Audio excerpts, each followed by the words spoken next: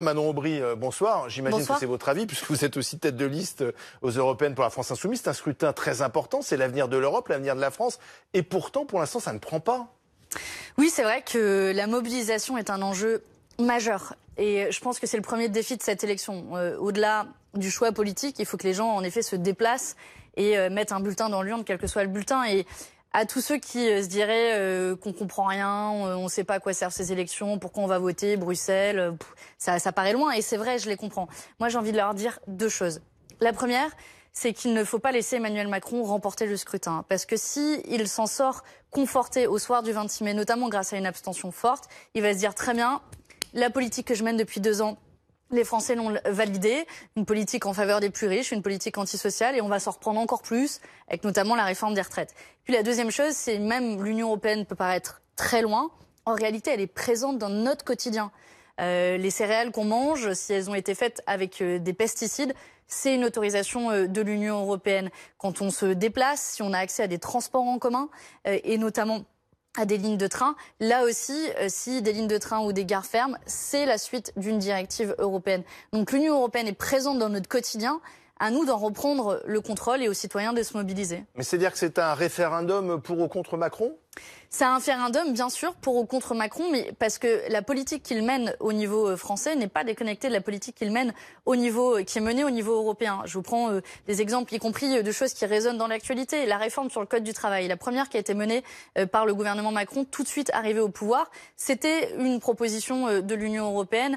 Il y a aussi des propositions budgétaires, notamment l'austérité faite dans les hôpitaux, la désindexation initiale des retraites sur l'inflation. Là aussi, c'était des propositions de l'Union européenne dans le cadre de ce qu'on appelle le semestre européen. Vous voyez, on fait tout pour qu'on n'y comprenne rien, mais personne ne sait en France que le budget qui est voté par nos députés français, en réalité, avant qu'il soit voté, il est d'abord envoyé à la Commission européenne qui fait ses petits commentaires, qui dit ouais, un peu plus d'austérité par-ci, par-là, et donc du coup, c'est derrière moins d'argent, par exemple, pour nos services publics. Et puis, vous savez, il y a une interview qui est assez intéressante, qui a été reprise sur BFM d'Emmanuel Macron, qui dit lui-même à ses troupes, il s'adresse à ses troupes, et il dit, bah voilà, si on sort affaibli du scrutin le 26 mai, on ne pourra pas mener les réformes qu'on veut mener. Bah très bien, il l'a dit lui-même, à nous de lui infliger cette sanction. Mais en même temps, l'offre politique à gauche pour ce scrutin est assez illisible. Donc il y a la France Insoumise, il y a aussi le Parti Socialiste allié à Place Publique, mais il y a aussi Génération de Benoît Hamon, et sans oublier également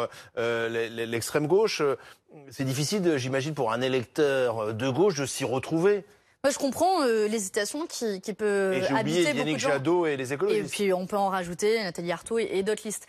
Moi, je pense que la force de la France Insoumise, c'est la cohérence. Déjà, nous, on a un programme qui a été présenté depuis début décembre. Vous allez me dire, rien de plus normal pour une élection européenne. Oui, sauf que la République En Marche ne le présente que cette semaine. À 2 semaines des élections, ça paraît un peu bizarre. Le Parti Socialiste n'a toujours pas fait d'une proposition avec un programme complet. Il y avait dans les propositions de Place Publique ne plus gouverner avec la droite européenne, puis ça a disparu dans l'alliance avec le Parti Socialiste. Bon, on voit qu'on ne sait pas très bien où est-ce qu'ils vont. Vous êtes les plus clairs ? En tout cas, on ne ment pas aux électeurs. Après, on est d'accord ou pas avec nous, mais on est très clair sur la politique que l'on propose dans ce cadre européen, qui est une politique de rupture avec les règles européennes actuelles, qui organisent par exemple le libre-échange, les accords de libre-échange, qui organisent la mise en concurrence de nos services publics, ou qui organise aussi l'évasion fiscale au niveau européen avec le Luxembourg et l'Irlande comme paradis fiscaux européens. Oui, mais la campagne, elle démarre maintenant. Donc, à la limite, si on n'avait pas eu les programmes avant, c'est pas très grave. Parce qu'on voit bien que aujourd'hui, on se décide au dernier moment. C'est vrai que beaucoup de gens se décident au dernier moment, d'où l'importance de mener campagne sur le terrain. Et nous, c'est pour ça qu'on le fait de manière la plus active possible. On fait aussi, on élabore des directives européennes avec des citoyens. On va organiser un atelier en ligne le lundi 13 prochain.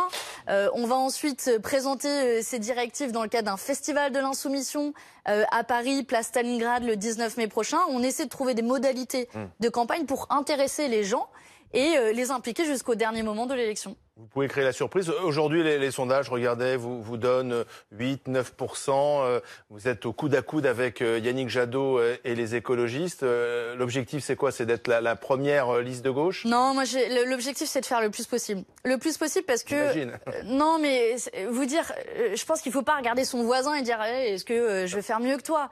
L'objectif pour nous, c'est d'être la force la plus puissante possible pour proposer cette véritable alternative et changer des choses concrètes pour les gens. Et changer des choses concrètes pour les gens, c'est obtenir une liste de paradis fiscaux et mettre fin à l'évasion fiscale qui fait que nous tous, vous, moi, on en paye le prix avec notre CSG.